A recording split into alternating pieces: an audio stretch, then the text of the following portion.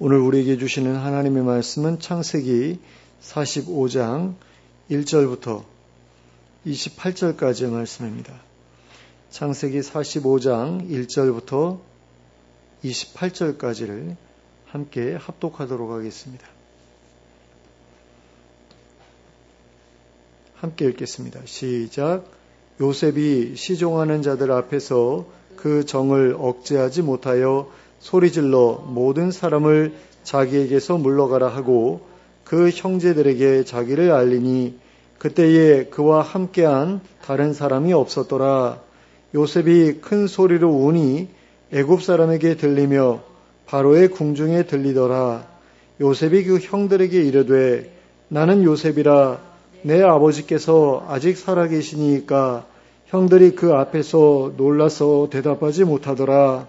요셉이 형들에게 이르되 내게로 가까이 오소서. 그들이 가까이 가니 이르되 나는 당신들의 아우 요셉이니 당신들이 애굽의 판자라. 당신들이 나를 이곳에 팔았다고 해서 근심하지 마소서. 한탄하지 마소서. 하나님이 생명을 구원하시려고 나를 당신들보다 먼저 보내셨나이다. 이 땅에 2년 동안 흉년이 들었으나 아직 5년은 밭갈이도 못하고 추수도 못할지라. 하나님이 큰 구원으로 당신들의 생명을 보존하고 당신들의 후손을 세상에 두시려고 나를 당신들보다 먼저 보내셨나니 그런즉 나를 이리로 보내니는 당신들이 아니요 하나님이시라. 하나님이 나를 바로에게 아버지로 삼으시고 그 온 집의 주로 삼으시며 애굽 온 땅의 통치자로 삼으셨나이다. 당신들은 속히 아버지께로 올라가서 아뢰기를 아버지의 아들 요셉의 말에 하나님이 나를 애굽 전국의 주로 세우셨으니 지체 말고 내게로 내려오사 아버지의 아들들과 아버지의 손자들과 아버지의 양과 소와 모든 소유가 고센 땅에 머물며 나와 가깝게 하소서. 흉년이 아직 5해가 있으니 내가 거기서 아버지를 봉양하리이다. 아버지와 아버지의 가족과 아버지께 속한 모든 사람에게 부족함이 없도록 하겠나이다 하더라고 전하소서. 당신들의 눈과 내 아우 베냐민의 눈이 보는 바 당신들에게 이 말을 하는 것은 내 입이라. 당신들은 내가 애굽에서 누리는 영화와 당신들이 본 모든 것을 다 내 아버지께 아뢰고 속히 모시고 내려오소서 하며 자기 아우 베냐민의 목을 안고 우니 베냐민도 요셉의 목을 안고 우니라. 요셉이 또 형들과 입맞추며 안고 우니 형들이 그제서야 요셉과 말하니라.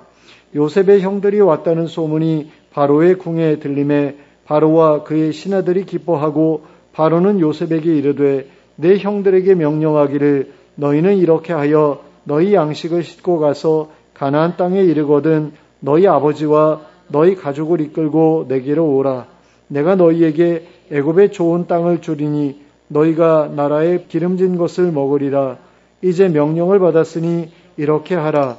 너희는 애굽 땅에서 수레를 가져다가 너희 자녀와 아내를 태우고 너희 아버지를 모셔오라. 또 너희의 기구를 아끼지 말라. 온 애굽 땅에 좋은 것이 너희 것임이니라. 이스라엘의 아들들이 그대로 할세 요셉이 바로의 명령대로 그들에게 수레를 주고 길 양식을 주며 또 그들에게 다 각기 옷 1벌씩을 주되 베냐민에게는 은 300과 옷 5벌을 주고 그가 또 이와 같이 그 아버지에게 보내되 수나귀 10필에 애굽의 아름다운 물품을 실리고 암나귀 10필에는 아버지에게 길에서 드릴 곡식과 떡과 양식을 실리고 이에 형들을 돌려보내며 그들에게 이르되 당신들은 길에서 다투지 말라 하였더라.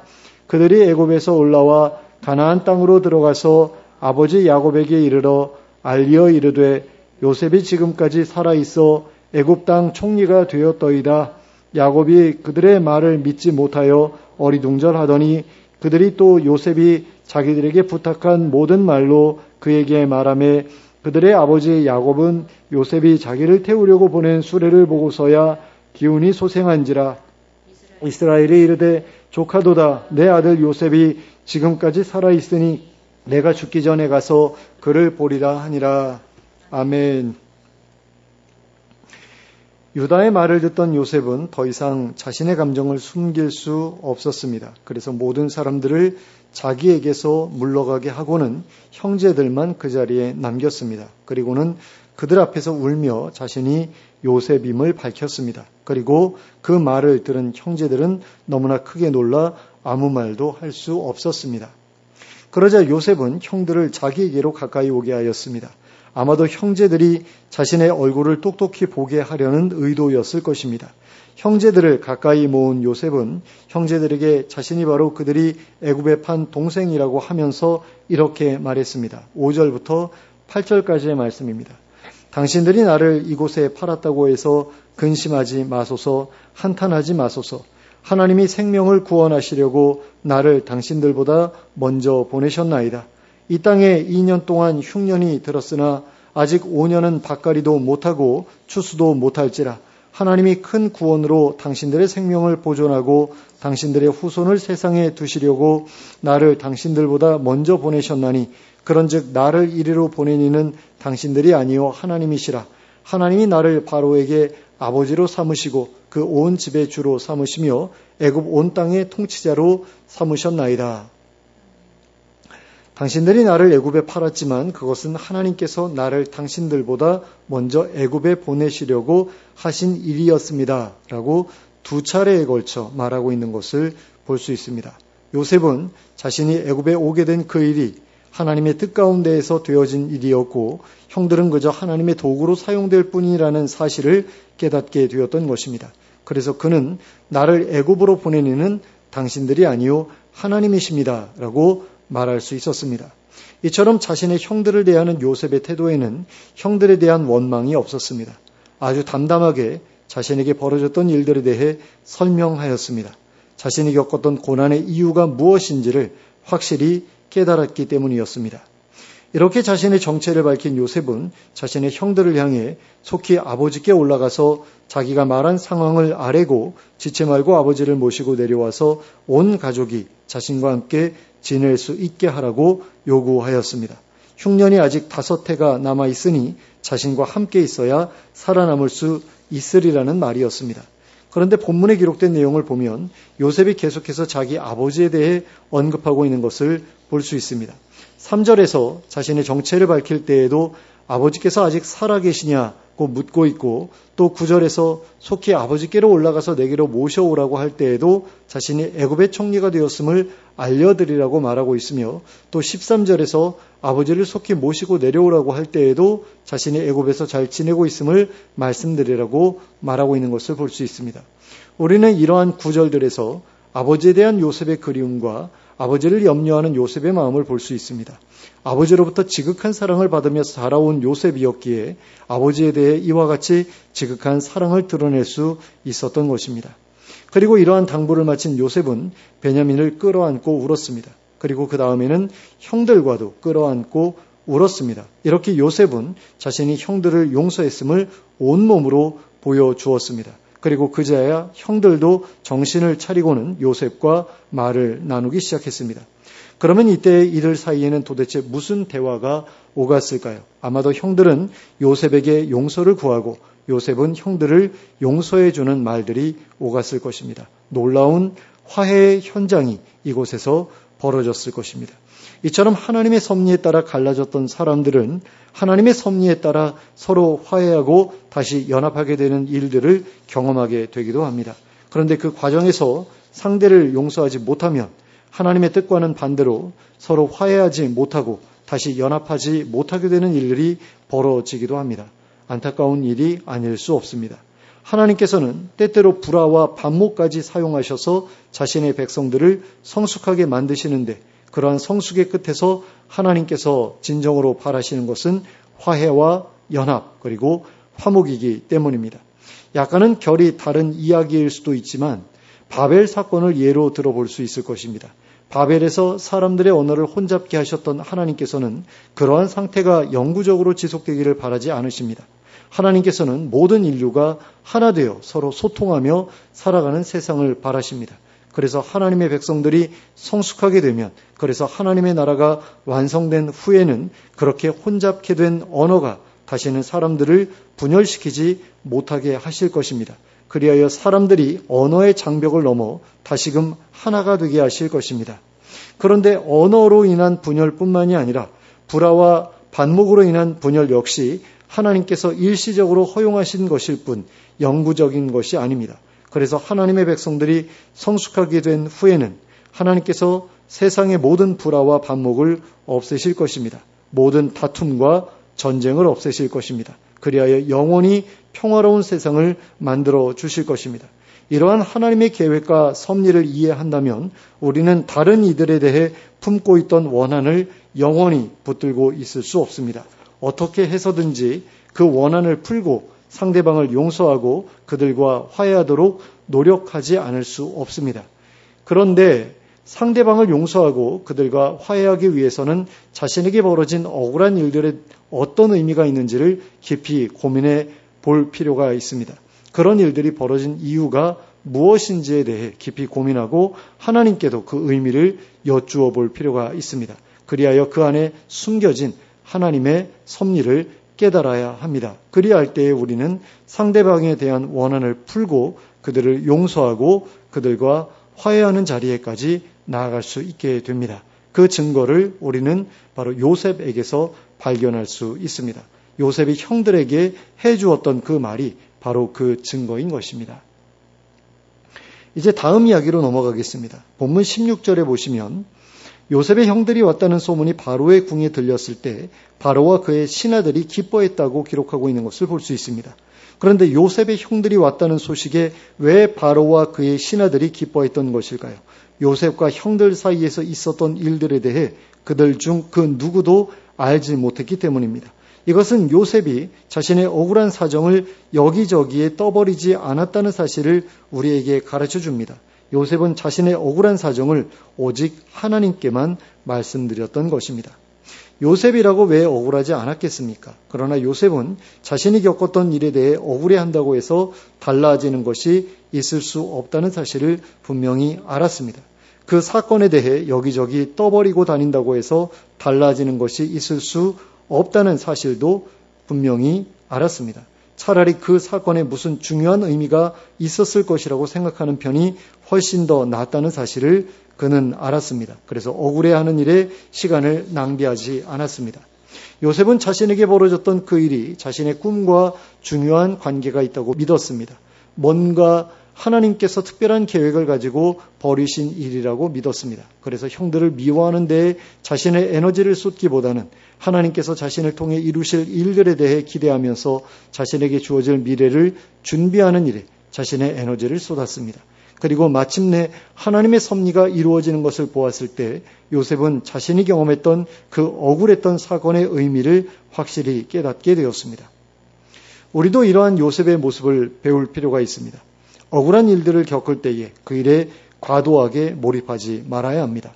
억울해하는 일에 에너지를 낭비하지 말아야 합니다. 그보다는 그 배후에 어떤 섭리가 움직이고 있는지에 대해 관심을 가져야 합니다. 그리고 현재에 주어진 상황에 최선을 다해야 합니다. 그러면 시간이 흐른 뒤에 자신이 겪은 그 일의 의미가 무엇인지를 분명하게 깨닫게 될 것입니다. 그리고 자신이 그 일에 매몰되어 억울함을 곱씹기보다 미래를 준비하는 일에 힘써온 것이 참으로 잘한 선택이었음을 깨닫게 될 것입니다. 자, 요셉의 형들이 왔다는 이야기를 들은 바로는 요셉에게 가족들을 이집트로 데려와 함께 살라고 명령했습니다. 그리고 수레도 가지고 가게 하고 모든 도구를 동원해서 그들의 이주를 도우라고 명령했습니다. 요셉이 형들을 미워하고 용서하지 못했더라도 어쩔 수 없이 그들을 이집트로 데려와야만 하는 상황이 벌어진 것입니다.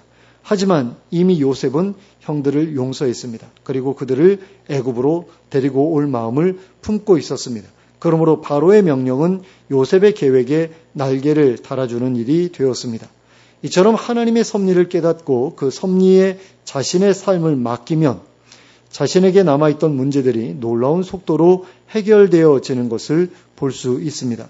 특히 용서해야 할 사람을 용서할 때에 이런 일이 일어나는 것을 볼 수 있습니다. 욥의 경우가 바로 그랬습니다. 욥이 자신을 괴롭혔던 친구들을 용서하고 그들을 위해 제사를 집례해 준 이후로 욥의 경제적인 문제, 육체적인 문제가 하나씩 해결되기 시작했습니다. 그리고 이전보다 더 나은 삶이 펼쳐졌습니다. 하나님께서 원하시는 방향으로 나아갔기 때문이었습니다. 그럼으로써 하나님의 지지와 후원을 크게 힘입을 수 있었기 때문이었습니다.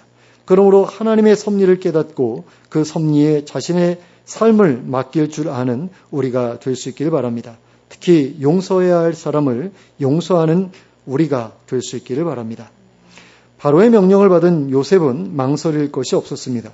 요셉은 형들에게 수레를 주고 기량식을 주고 새 옷까지 주어 가나안으로 돌려보냈습니다. 그리고 베냐민에게는 특별히 은 300과 옷 5벌을 주고 아버지를 위해 순나기 10필에 애굽의 아름다운 물품을 싣고 암나기 10필에 아버지께 드릴 곡식과 떡과 양식을 실어 보냈습니다. 어차피 이집트로 내려오실 것이기 때문에 내려오신 다음에 드려도 되었을 터인데 요셉의 마음이 그렇지 않았던 것 같습니다. 그리고 형들에게 돌아가는 길에 서로 다투지 말라고 특별히 당부했습니다. 아마도 자신을 노예로 판 일에 대해 서로 책임을 전가하며 다투지 않을까 염려했기 때문이었을 것입니다. 그리고 가나안으로 돌아간 요셉의 형들은 아버지에게 요셉이 살아서 애굽의 총리가 되어 있더라는 이야기를 전해드렸습니다. 그리고 아들들로부터 그 말을 전해들은 야곱은 크게 놀랐습니다. 그래서 처음에는 믿지 못하다가 다시금 자세한 이야기를 듣고서야 크게 기뻐하며 아들들과 함께 이집트로 내려갔습니다. 이로써 하나님께서 계획하셨던 모든 일들이 아름답게 성취되었습니다. 요셉의 꿈을 통해 당신께서 행하실 일을 미리 일러주신 하나님께서는 그 꿈대로 모든 일이 이루어지게 하셨습니다. 그러나 그 꿈이 성취되기까지 벌어질 과정에 대해서는 요셉도 형들도 그 누구도 미리 알지 못했습니다. 하나님께서 우리에게 꿈을 주실 때에도 마찬가지입니다. 하나님께서 우리에게 어떤 꿈을 위해 살아야 할지를 미리 일러주신다고 하더라도 그 과정에서 어떤 일을 겪게 될지에 대해서는 일러주시지 않으실 수 있습니다. 그리고 우리는 요셉의 경우를 통해 하나님께서 주신 꿈이 이루어지는 과정 가운데에도 고난이 찾아올 수 있음을 알 수 있었습니다. 굉장히 억울한 일이 찾아올 수도 있다는 사실도 알 수 있었습니다. 그러므로 자신의 인생에 찾아오는 고난 속에서 하나님을 원망하거나 다른 사람들을 원망하는 데에 에너지를 낭비하지 않는 여러분들이 되시기 바랍니다. 그 모든 고난이 자신을 성장시키기 위한 또는 자신에게 주신 하나님의 비전을 이루기 위해 허락하신 하나님의 섭리일 수 있음을 기억하는 여러분들이 되시기 바랍니다. 그리고 모든 일들을 하나님께서 원하시는 방식을 따라 행동하는 여러분들이 되시기 바랍니다. 그리하여 하나님께서 예배해 두신 섭리의 흐름을 순리대로 따라가면서 하나님께서 예배해 두신 아름다운 결실을 풍성히 맛보는 저와 여러분이 될 수 있기를 예수 그리스도의 이름으로 축원합니다. 함께 기도하겠습니다. 사랑과 은혜가 풍성하신 하나님 아버지, 우리가 인생의 괴로움을 만나게 될 때에 그 일로 인해 사람들이나 하나님을 원망하기보다는 그 괴로움을 통과함으로써 우리가 얻게 될 것이 무엇인지를 생각하는 저희들이 되게 하여 주시옵소서. 과거에 겪었던 억울한 일보다 앞으로 누리게 될 미래의 풍성함을 기대하는 가운데 하나님께서 기뻐하시는 방향을 향해 나아가는 저희들이 되게 하여 주시옵소서. 그리하여 하나님께서 예비해 두신 섭리의 흐름에 올라타게 하시고 하나님께서 지지해 주시고 후원해 주시는 도움의 손길을 통해 아름답고 풍성한 결실을 거두며 살아가는 복된 인생이 되게 하여 주시옵소서. 예수 그리스도의 이름으로 기도하였습니다. 아멘.